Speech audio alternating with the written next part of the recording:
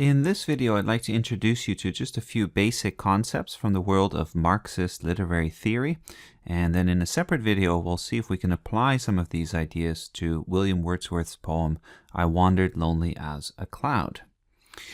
The basic idea with Marxist literary theory is that we see the text as somehow in relation to the economic conditions of the time. And Karl Marx, in the 19th century, he famously distinguished between these kind of two levels of culture and society and life, basically. The one he called the base, or the infrastructure. Okay, infrastructure. And this is the economic aspect of life.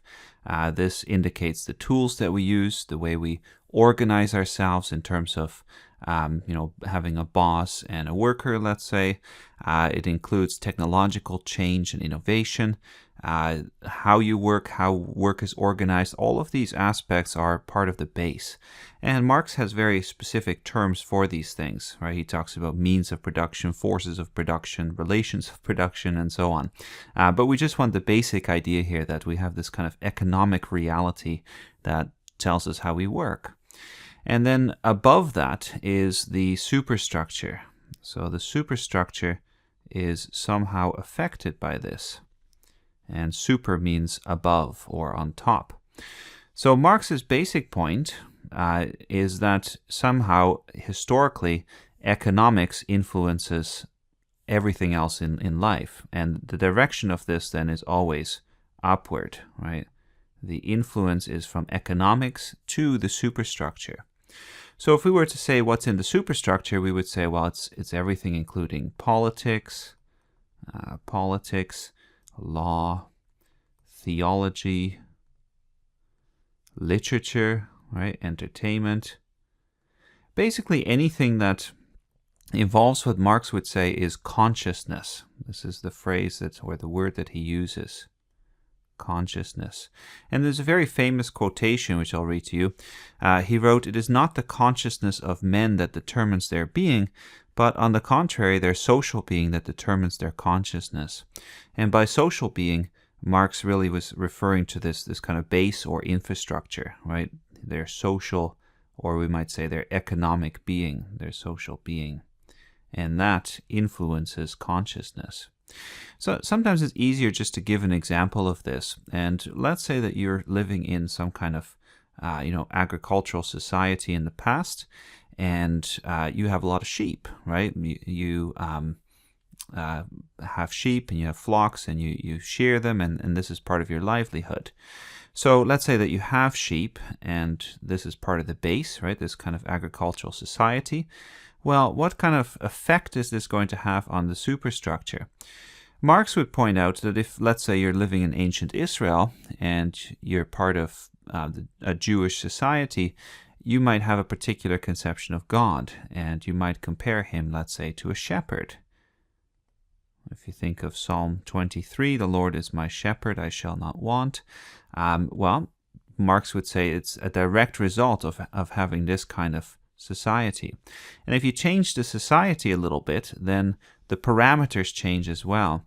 And so I think if we kind of sketch this out a little bit differently, we start to see that each society has its own parameters. Okay, so here we have, different societies. If we have an agricultural society over here, and we have a nomadic society over here, we can compare them, then we can see that there are these kind of blinders, these kind of limitations on consciousness, on what is possible in terms of thought.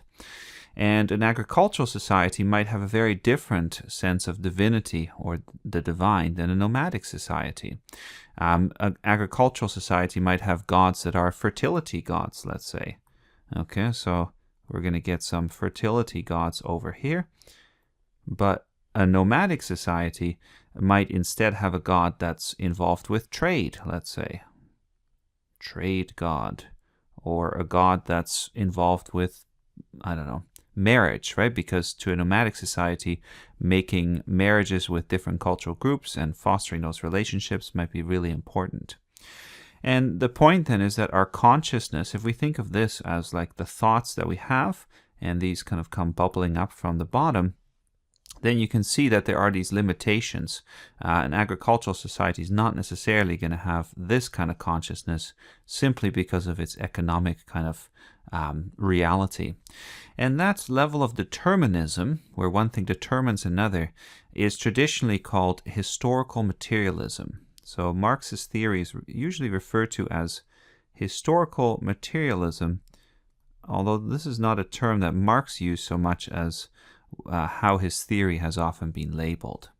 So that's the basic idea of how economics then affects the rest of life. The problem, though, is what do we do with literature? So we know that literature is part of the superstructure, and we know that those people who control the society, those who have most power, they tend to want to keep the status quo. They don't really want change, right? And change typically comes from the base. So there's technological innovation over time that changes the relations of production, all of these kinds of different things. And eventually there's a crisis, and then there's this kind of revolutionary change which leads to a new epoch or a new era. So we know that change primarily comes from the base, although somehow it's also reflected in the superstructure. And we can talk then about literature as somehow reflecting the economic conditions of the time, just like everything else does, theology and law and so on.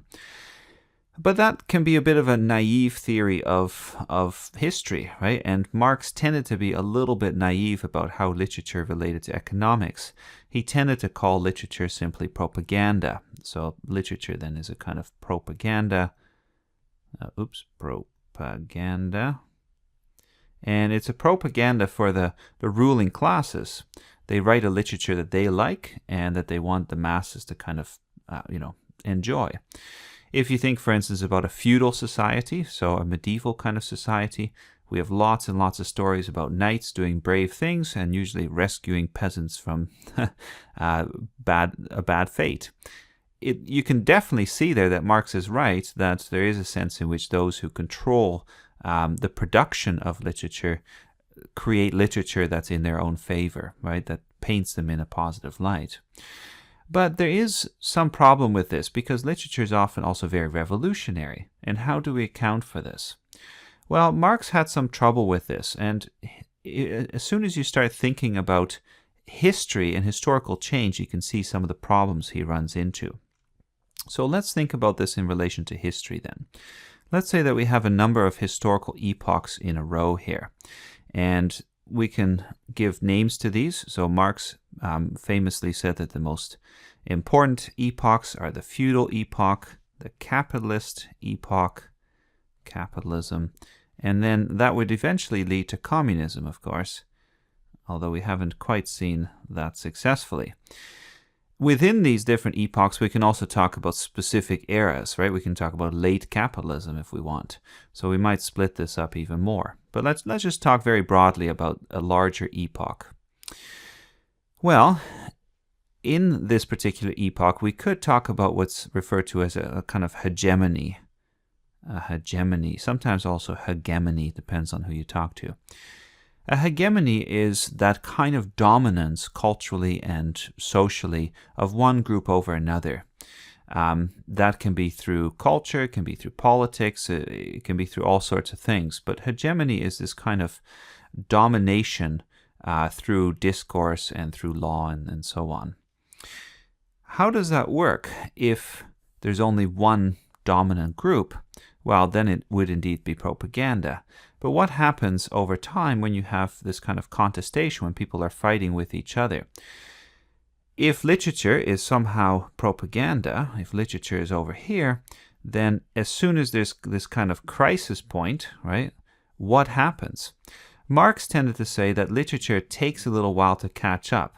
So if we think of literature as kind of catching up, then he called this a lag. There's a kind of lag historically, and literature shows people's consciousness of what happens, but it sort of shows it after the fact. So let's say this moment of crisis happens, then literature will start reflecting that crisis kind of after the fact historically, and it sort of takes a little bit to catch up. Okay, well, you can see that that's probably not very satisfactory. It's kind of a lousy explanation.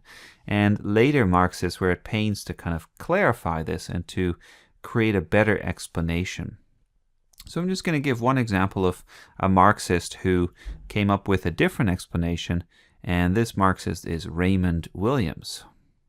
So Raymond Williams, a 20th century Marxist and cultural critic. Okay, and he sort of tried to update what Marx was saying, but in terms of literature. So let's see what he says.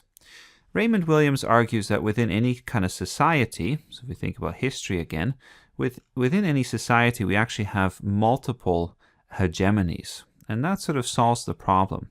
And he called these hegemonies the dominant hegemony. So the dominant hegemony is the kind of social and cultural discourse and power and so on of the ruling class, the class that is dominant. And so we can talk about the dominant hegemony. Okay, and that's going to take up most of the field in terms of what's visible through culture and entertainment and all of these other things. But then we also have a kind of residual hegemony. And a residual hegemony is what's left over from the previous era. So it kind of, these are the traditional conservative people, let's say, within a society who are clinging on to something that's still from the past. And then we also have some people who are part of a kind of emergent hegemony. And this is the more revolutionary kind of thinking, and this eventually may well become the new dominant hegemony. This is the future dominant hegemony in a new kind of epoch. And so we can see all of these things in tension with each other. The dominant hegemony might have more power and influence. They control the media, let's say. But we also have the emergent hegemony, particular working classes, let's say, and they might produce and print their own materials. They might create their own TV shows. They may not have the same access to resources, but they are challenging the dominant hegemony. And now we can see that literature then fits into these different patterns. Some types of literature are reflective of the dominant class, the dominant viewpoint. Some are residual, some are emergent. And Raymond Williams is really great at sort of pointing out the fascinating paradoxes and tensions that arise from this. So for instance, if we, just to give one example, if we think of the concept of tradition, right? Where does tradition fit in? So tradition could be the canon, the literary canon, the decision about who fits in with the great writers of the past. The tradition could be something like a monument to a past hero. It could be all sorts of things. Well, who controls that? We might think, well, the traditional kind of aspect of culture is controlled by the residual hegemony, but that's not the case according to Raymond Williams. He says it's the dominant hegemony that controls tradition because they decide what they would like to keep from the past and what's important. And so we see how even through these kind of interesting ways, power is exerted. So this is quite a complicated view of culture then, and there's one more aspect we need to add, and this is the aspect of consent. Because of course with propaganda is from the top down, right? And propaganda then is a kind of, as we said, naive view of looking at literature, because if there is a revolutionary aspect, if people are thinking and clashing and so on, then it's not as if propaganda is always just from the top down. That's where consent comes into the picture a little bit. And this notion of consent was first really explored by the Italian communist Antonio Gramsci. And in fact, Raymond Williams gets a lot of his ideas from Antonio Gramsci. And Gramsci pointed out that within a hegemony, there's often an element of consent. We don't just coercively force people to believe in a certain idea. We want to convince them to some extent, and we also hold out a kind of carrot, right? We kind of say, well, this will entice you, this will make it more palatable. Just to give one example, and this is just my own example here, but let's say you take the films that feature James Bond, right? So we have James Bond. He is the kind of great hero. He rescues the damsel in distress. It's basically the feudal romance updated. He rescues the world. He saves all of us. But who is he? Why do we want to look up to him? He is ultimately the rich aristocrat. He is the one who has the fancy cars. He dresses nicely. He is suave and elegant, and he knows how to speak well. Is this somebody that we can aspire to, that we can attain to? Maybe not. Maybe our economic reality is such that we cannot actually afford any of this. But why do we go out and watch it then, right? Why do we give our consent? Why do we take part of this kind of what you might call expression of the dominant hegemony? Because that's what James Bond probably is. It's really a kind of expression of capitalism, you might say, all of the forces of capitalism. And that's what a Marxist critic like Raymond Williams would point out. So we now have a more complicated picture of what literature and entertainment does then in relation to the base, the economic base. And we can see then that there is this kind of influence from the base to the superstructure, but within the superstructure there are these really interesting and fascinating tensions between different cultural viewpoints.